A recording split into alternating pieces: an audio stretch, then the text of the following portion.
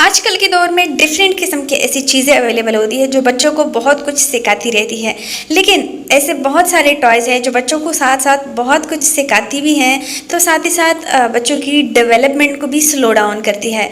कुछ ऐसी चीज़ें हैं जो इस वीडियो में मैं शेयर करने वाली हूँ। सिर्फ 4 ऐसे टॉयज़ के बारे में मैं बात करने वाली हूँ जो कि आप डिसाइड करें कि आपने कम यूज़ करनी है या फिर आपने अवॉइड करनी है। अस्सलाम वालेकुम and welcome back to पख्तलिश।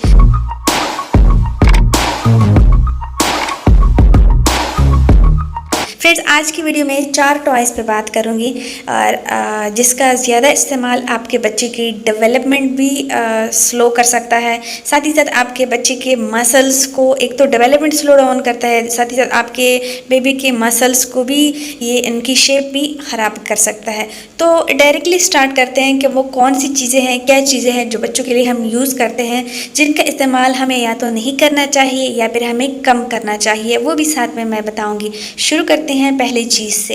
First number पे है बेबी फ्लोर सीटर। ये इस तरह का सीटर होता है जिसमें बच्चों को हम स्ट्रेटली बिठाते हैं।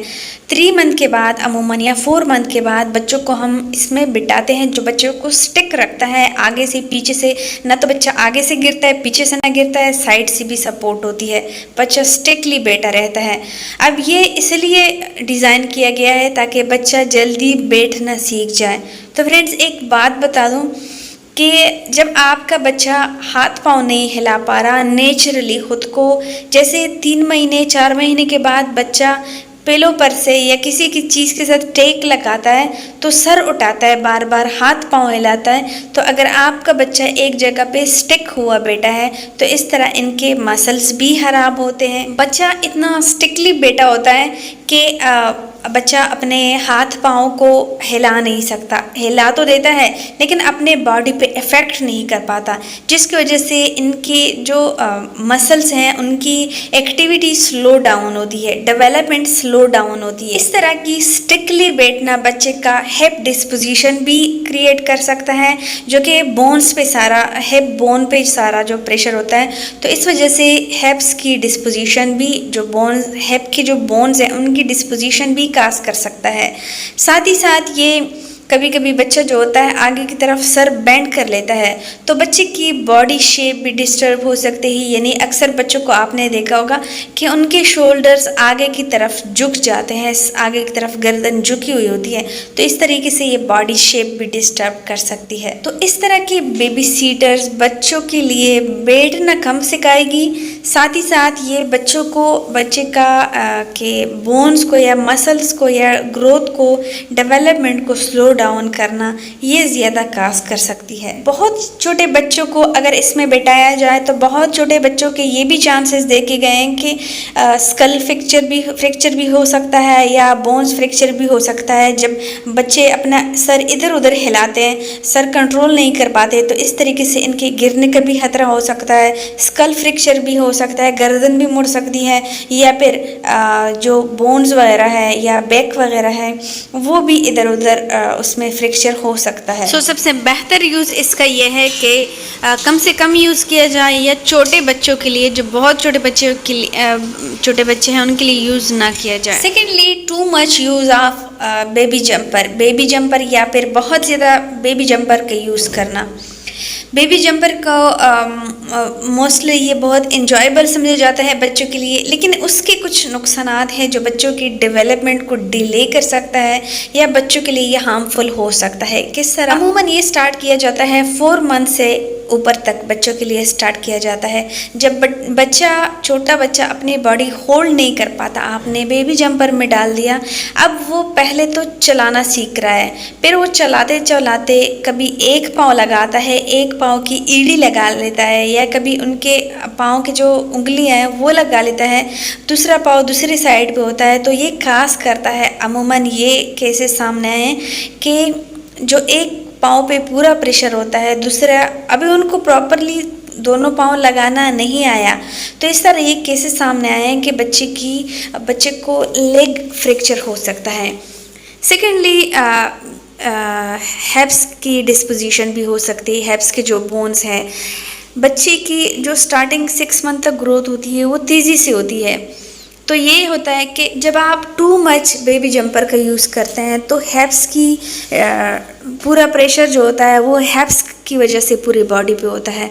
तो इस वजह से हैप्स के बोन्स की डिस्पोजिशन भी हो सकती है। बच्चा अगर कंट्रोल नहीं कर पा रहा बेबी जंपर पे तो वो गिर भी सकता है, क्योंकि वो इधर उधर सर हिलाता है, बॉडी हिला सकता है, गिर भी सकता है, या बच्चे की फिंगर जो स्प्रिंग है उसमें फंस सकते हैं और ये भी मसला कॉज कर सकता है।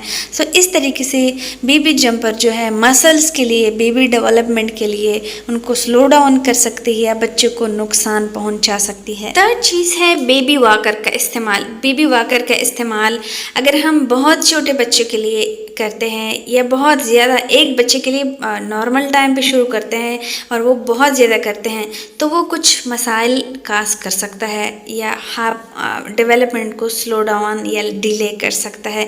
किस तरीके से? बहुत छोटा बच्चा है, उनको हम वॉकर पे बिठा रहे हैं, अमूमन 5 मंथ से 6 मंथ से बच्चे को हम बिठा रहे हैं तो वॉकर पे, तो बच्चा एक तो अपनी बॉडी को, अपने सर को होल्ड नहीं कर पा रहा।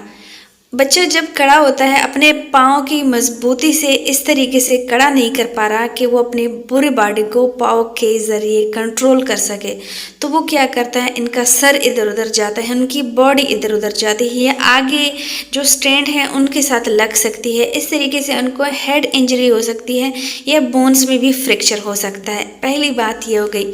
सेकेंडली, जब बच्चा बहुत ज़्यादा यूज़ करता है तो बच्चे की जो शोल्डर्स हैं वो आगे की तरह डाउन हो जाती है, और जब बहुत यूज़ करते हैं शोल्डर डाउन हो जाते हैं तो बच्चे की बॉडी शेप जो डेवलपमेंट है वो भी ख़राब हो सकती है।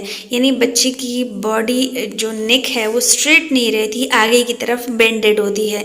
तो बहुत ज़्यादा या बहुत अर्ली वॉकर का इस्तेमाल बिल्कुल भी सेफ़ नहीं समझा जाता, जो कि हम इसलिए करते हैं कि बच्चा जल्दी चलना सीखे, हालांकि ऐसा कुछ भी नहीं होता। फर्स्ट बेबी के लिए मैंने वॉकर का यूज़ करवाया था, मेरे बच्चे ने 15 मंथ पे चलना सीखा था। सेकेंड बेबी के लिए मैंने वॉकर का यूज़ ही नहीं करवाया, मेरे बच्चे ने 9 मंथ पे चलना सीखा था। तो प्रैक्टिकली वॉकर का, बेबी वॉकर का ये मतलब बिल्कुल भी नहीं है कि इसमें बच्चा जल्दी चलना सीख जाता है, ऐसा कुछ भी नहीं है। फोर्थ एंड लास्ट इम्पॉर्टेंट चीज़ है जिस पे एक केस भी आया था, एक डॉक्टर ने कम्प्लीटली इस पर डिटेल से वीडियो भी बनाई थी, वो है हम अमूमन बेबी बॉयज़ के लिए डिफरेंट किस्म की गाड़ियाँ ले लेते हैं जो रिमोट से चलती है, सेल से चलती है, किसी भी चीज़ से चलती है, या लड़कियों के लिए डिफरेंट किस्म की डोल ले लेते हैं जो सेल से चलती है, रिमोट से चलती है, डांस करती है। तो इस तरह की बेबी टॉयज़ जब हम बच्चों के लिए ले लेते हैं, ये छोटे बच्चे हैं, ये या तो ज़मीन पे मार देते हैं, हाथ पाँव निकाल देते हैं, गुड़िया या जो डोल्स हैं उनके, या कार जो है वो टूट जाती है, उनके सिल निकल आते हैं।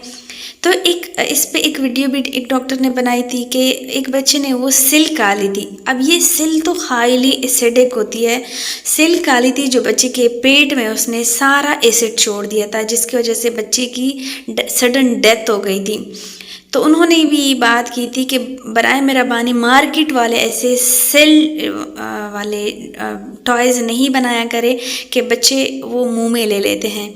और ये बात पेरेंट्स के लिए भी की गई थी कि बच्चों के लिए ऐसे टॉयज़ कभी भी ना लें जिसमें जो बैटरी से चलती हैं या फिर रिमोट कंट्रोल होती है। जब छोटे बच्चे स्पेशली होते हैं, जब ये चलाना समझते ही नहीं हैं तो उनके लिए वो तो लेते हैं, डायरेक्ट तोड़ देते हैं, उनके सिल निकल आते हैं, वो मुँह में डाल के खा लेते हैं। अगर वो सिल पटे भी ना, कोई भी चीज़ उनकी छोटी मोटी काली, वो भी इनके हलक में फंस सकती है।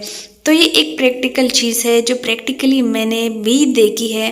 तो इस तरह के टॉयज़ बच्चों के लिए बिल्कुल भी ना लें जिनके छोटे छोटे ज़रात निकलते हो और बच्चे वो ज़रात खा लें, मुंह में ले लें, हलक में फंस सकते हैं, बच्चों की डेथ कास हो सकती है। सो इस तरह की चीज़ों को, बच्चों के लिए इस तरह के टॉयज़ को अवॉइड किया करें।